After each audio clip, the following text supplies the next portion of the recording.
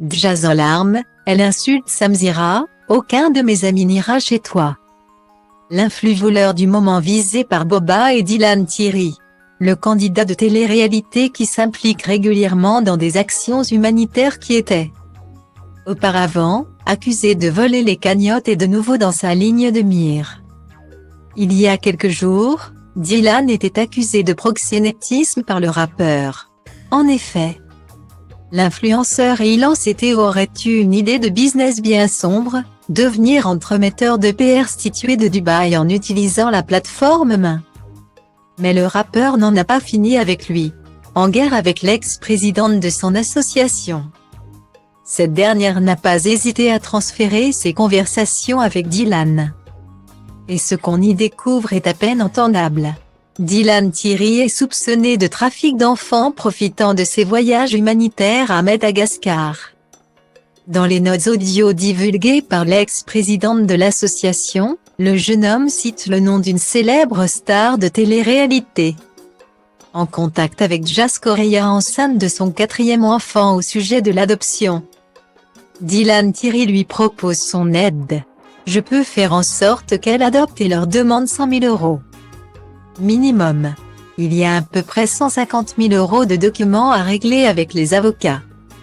Alors que je prends tout dans ma poche, balance Dylan à son ancienne collègue. Il ajoute prendre le passeport de n'importe quel pote qui a une fille noire qui fera une déclaration de perte avec ce passeport. C'est comme si j'étais venu avec la fille à Madagascar, et je repars avec elle en Europe, stipule Dylan. En découvrant ces audios diffusés par Boba, Jazz s'est totalement désolidarisé de Dylan Thierry, tout ce qu'il a dit. Je m'en dédouane complètement. La femme de Laurent Billonnaire ajoute qu'elle attend des excuses de Dylan. Si Jazz Correia s'est exprimé à ce sujet sans faire de scandale, un passage dans Zeja. L'émission hebdomadaire de Samzira et son équipe sur YouTube va pourtant la faire sortir de ses gonds. En étudiant la réaction de la jeune maman, Jada a réagi, il y a quelque chose qui n'est pas clair. Quelque chose d'ambigu dans son discours. J'ai l'impression qu'elle cache quelque chose. Ça changerait quoi que Dylan s'excuse?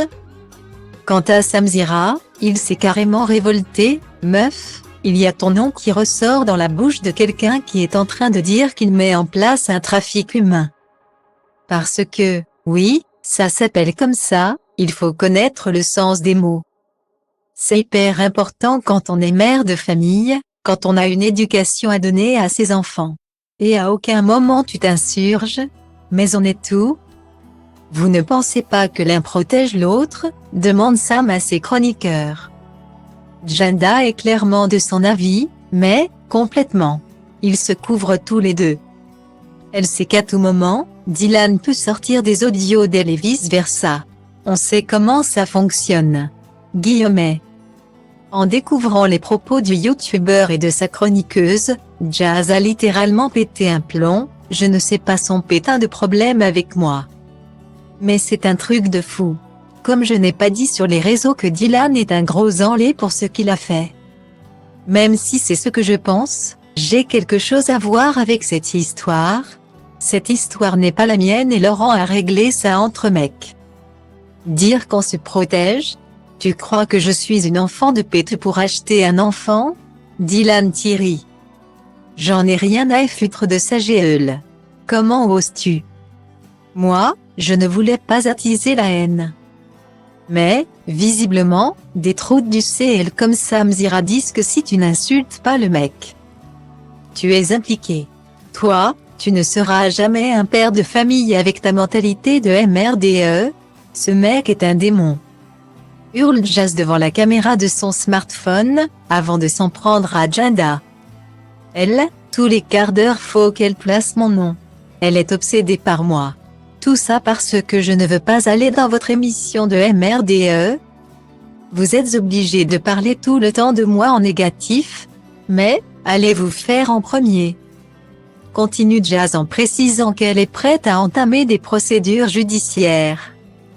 Noémie, ma meilleure amie, m'a demandé si j'étais d'accord avant d'aller sur son plateau et j'ai toujours dit oui. Même pour Sizika, j'ai toujours été gentille.